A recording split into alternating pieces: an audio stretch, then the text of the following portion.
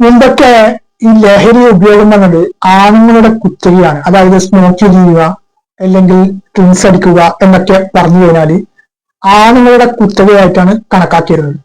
വളരെ അപൂർവമായിട്ടുള്ള സ്ത്രീകളെ ഇരിക്കുക ഒന്നുകിൽ സ്മോക്ക് ചെയ്യുകയോ അല്ലെങ്കിൽ ഡ്രിങ്ക്സ് ഒക്കെ അടിക്കുന്ന രീതിയിലേക്ക് പോകുന്നുണ്ട്. ഇപ്പൊ കഴിഞ്ഞ ദിവസം ഒരു വീഡിയോ ഞാൻ കാണുകയുണ്ടായി. ഏതായാലും നമുക്ക് വീഡിയോ കണ്ടതിന് ശേഷം നമുക്ക് അതിനെക്കുറിച്ച് സംസാരിക്കാം.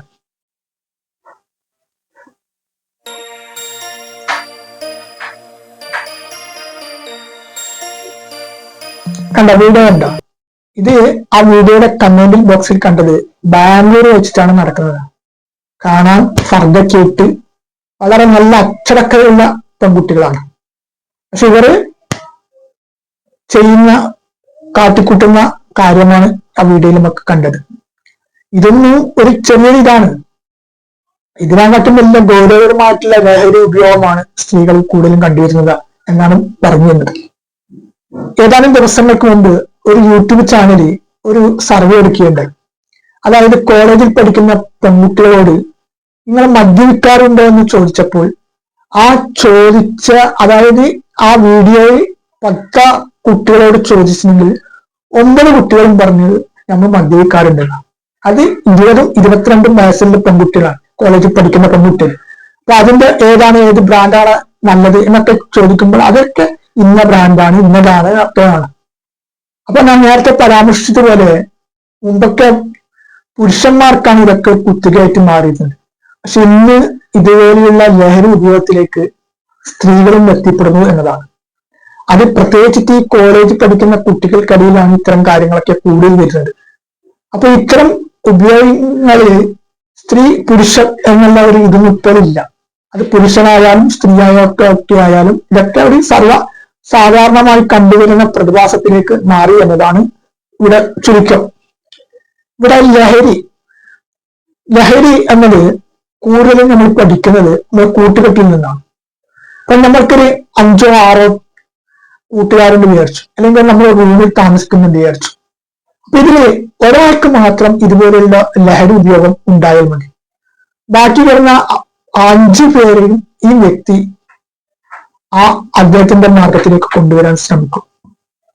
അദ്ദേഹം സ്മോക്ക് ചെയ്യുകയോ അല്ലെങ്കിൽ മറ്റുള്ള ലഹരി ഉപയോഗങ്ങൾ നടത്തുകയോ അല്ലെങ്കിൽ മറ്റൊക്കെ ചെയ്യുമ്പോൾ ഇവർക്ക് ഒരു പ്രചോദനം കൊടുക്കുന്ന രീതി. ഇതാണ് പലവരും ഇതിലേക്ക് എത്തിപ്പെടുന്നത്. അതായത് കൂട്ടുകെട്ടിൽ നിന്നാണ് അധിക പേരും ലഹരി ഉപയോഗത്തിലേക്ക് എത്തിപ്പെടുന്നത്, അല്ലാതെ സ്വമതയല്ല. അപ്പൊ നമ്മുടെ മക്കള് സ്കൂളിൽ പഠിക്കുന്ന കുട്ടികളായാലും കോളേജിൽ പഠിക്കുന്ന കുട്ടികളൊക്കെ നമ്മുടെ മക്കളായിട്ട് കാണാം. അപ്പൊ നമ്മുടെ മക്കളുടെ കൂട്ടുകെട്ടാണ് നമ്മൾ ശ്രദ്ധിക്കേണ്ടത്. അതാണ് നമ്മൾ ഓരോ രക്ഷിതാക്കന്മാരും വളരെ വീക്ഷിക്കേണ്ടത്. ആ കൂട്ടുകെട്ടിലെ അവരുടെ രീതി, അവരുടെ സൂക്ഷ്മമായുള്ള നിരീക്ഷണത്തിൽ കൂടി അവരുടെ രീതി എന്താണെന്ന് മനസ്സിലാക്കി കഴിഞ്ഞാൽ തന്നെ നമ്മുടെ മക്കളെ വലിയൊരു വിപത്തിൽ നിന്ന് മാറ്റിയെടുക്കാൻ സാധിക്കും. അത് തുടക്കത്തിൽ തന്നെ ചെയ്യണം. അല്ലാതെ അതിലേക്ക് ആകർഷണമായി അതിലേക്ക് വെളുതി വീണ് അത് ഉപയോഗത്തിലേക്ക് മാറിക്കഴിഞ്ഞിട്ട് പിന്നെ ഖേദിച്ചിട്ട് കാര്യമില്ല. ഇപ്പൊ എന്നെ സംബന്ധിച്ചിടത്തോളം എനിക്കിപ്പോ എന്റെ ജീവിതത്തിൽ ഇപ്പൊ ഏകദേശം 40-44 വയസ്സ് കഴിഞ്ഞു. ഇതിന്റെ ഇടയിൽ ഞാൻ ഒരിക്കൽ പോലും ഒരു ലഹരി ഉപയോഗം ഞാൻ ചെയ്തിട്ടില്ല. ഒന്നിക്ക് സ്മോക്ക് ചെയ്യാനോ അല്ലെങ്കിൽ ഡ്രിങ്ക്സ് അടിക്കാനോ അല്ലെങ്കിൽ പണ്ടരാഗ് പോലുള്ള മറ്റുള്ള വസ്തുക്കൾ ഉപയോഗിക്കാനോ ഒരു ലഹരിയും ഈ ജീവിതത്തിൽ ഇന്ന് വരെ ഞാൻ ഉപയോഗിച്ചിട്ടില്ല. ഇതിന് പ്രധാന കാരണം എന്നത് എന്റെ പിതാവ് തന്നെയാണ്. കാരണം എന്റെ പിതാവ് ഇത്തരം കാര്യങ്ങളൊക്കെ വളരെ സൂക്ഷ്മമായിട്ടുള്ള ഇതാണ്. വളരെ കൊച്ചുനാളിൽ തന്നെ, ചെറുപ്പത്തിൽ തന്നെ ഇതിനെക്കുറിച്ചുള്ളൊരു ബോധം അവിടെ പിതാവ് തന്നെ. 3 ആൺമക്കളാണെങ്കിൽ തന്നെ അപ്പൊ എന്ത് ചെയ്യും? അപ്പൊ ഈ ലഹരിയുടെ വിപത്തിനെ കുറിച്ചിട്ട്, ലഹരി ഉപയോഗിച്ചിട്ടുണ്ടാവുന്ന വിപത്തിനെ കുറിച്ചിട്ടൊക്കെ ക്ലാസ് എടുത്തു തരും വളരെ കൊച്ചുനാളിൽ തന്നെ. അപ്പൊ എനിക്ക് ഓർമ്മ വരുന്ന ഒരു 10 വയസ്സിലാണെന്ന് നമുക്ക് തോന്നുന്നു ആ സമയം തന്നെ. അപ്പൊ നമുക്കൊരു പേടി തോന്നും. പിന്നെ പ്രത്യേകിച്ചിട്ട് ഇവിടെ പ്രത്യേകമായിട്ട് പറയുന്നത്, ഇങ്ങനെ മക്കൾക്ക് ക്ലാസ്സും ബോധവൽക്കരണമൊക്കെ കൊടുക്കേണ്ട പിതാക്കന്മാരും രക്ഷിതാക്കന്മാരൊക്കെ അവർക്ക് മാതൃകയായിട്ട് ജീവിക്കണം. ഇപ്പം രക്ഷിതാവ് മദ്യപിച്ച് അല്ലെങ്കിൽ മറ്റുള്ള വസ്തുക്കളൊക്കെ ഉപയോഗിച്ചിട്ട് ആ മക്കളെ നല്ല രീതിയിലേക്ക് ഉപദേശിക്കാനുള്ള യോഗ്യതയില്ലല്ലോ. അപ്പോൾ അതിന് ആദ്യം വേണ്ടത് മക്കളെ ഉപദേശിക്കുന്ന രക്ഷിതാക്കന്മാർ മക്കൾക്ക് വേണ്ടിയിട്ട് മാതൃകയായിട്ട് ജീവിക്കണം. ഇത്തരം കാര്യങ്ങളൊന്നും ഉപയോഗിക്കാതെ രീതിയിൽ. അപ്പൊ എന്റെ പിതാവിന്റെ ഒരു ശിക്ഷണമാണ് ഞാൻ മനസ്സിലാക്കുന്നത്, എന്റെ വിശ്വാസം അങ്ങനെയാണ്. എന്റെ പിതാവിന്റെ ഒരു ശിക്ഷണമാണ് ഇതുപോലുള്ള ലഹരി ഉപയോഗത്തിലേക്ക് പോവാതിരുന്നത് എന്നതാണ്. പലപ്പോഴും പല ആൾക്കാരും ഞാൻ പറഞ്ഞു കേട്ടിട്ടുണ്ട്, മനുഷ്യരാണ്, ജീവിതം ആസ്വദിക്കേണ്ടതാണ്, അപ്പൊ ഇത്തരം കാര്യങ്ങളൊക്കെ ഉപയോഗിച്ചിട്ടില്ലെങ്കിൽ ജീവിതത്തിന് എന്ത് സുഖമാണ് എന്നൊക്കെ ചോദിച്ചവരൊക്കെ ഉണ്ട്. പക്ഷെ ഇതിനൊക്കെയുള്ള ഭവിഷ്യത്ത് എത്രത്തോളം ഗുരുതരമാണെന്നുള്ള കാര്യം നമുക്ക് മനസ്സിലാക്കിയെടുക്കാം. നമ്മുടെ ലോകത്ത് ഇനിയിപ്പോ നമ്മുടെ നാട്ടിൽ ഇനി ലോകം തന്നെ വെച്ച് നോക്കിക്കഴിഞ്ഞാൽ എന്ത് അരാജകത്വം നടക്കുന്നുണ്ടെങ്കിൽ തന്നെ അതിന്റെ പിന്നിൽ ലഹരിയുടെ വില്ലനാണെന്നുള്ള കാര്യം നമുക്ക് തള്ളിക്കളയാൻ പറ്റില്ല. ഏതൊരു കാര്യം എടുത്തു കഴിഞ്ഞാലും ലഹരി തന്നെയാണ്. ലഹരിയാണ് കുടുംബ ബന്ധങ്ങളെ തകർക്കുന്നതും, ലഹരിയാണ് മറ്റുള്ളവരെ ഇല്ലാതാക്കാൻ പ്രകോപിപ്പിക്കുന്നത്. ലഹരി ഉപയോഗിച്ചു കഴിഞ്ഞാൽ സ്വന്തം മാതാവ് ഏതാണെന്നോ സഹോദരി ഏതാണെന്നോ ഒക്കെ തിരിച്ചറിയാൻ പറ്റാതെ ഒരവസ്ഥയിലേക്ക് എത്തിപ്പെടുന്ന ഒരു രീതിയാണ്. മുൻകാലങ്ങളിലൊക്കെ ഇപ്പൊ നമ്മളൊക്കെ കുട്ടിക്കാലങ്ങളിലൊക്കെ കോളേജിൽ പഠിക്കുന്ന കുട്ടികൾക്കിടയിലാണ് ലഹരി ഉപയോഗം എന്നതാണ് കേട്ടിട്ടുള്ളത്. അപ്പൊ അത് ഒന്നിക്കൽ സ്മോക്ക് ചെയ്യോ അങ്ങനെയുള്ള കാര്യങ്ങളൊക്കെയാണ് ചെയ്യാം.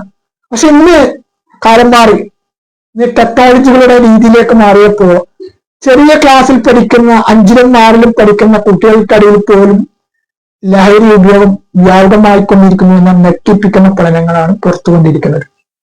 അപ്പൊ നമ്മുടെ മക്കളെ നമ്മൾ ശ്രദ്ധിക്കുക. നമ്മൾ പൂർണ്ണമായും നമ്മുടെ മക്കളെ പൂർണ്ണമായും വിശ്വാസത്തിലേക്കും എടുക്കാൻ പാടില്ല.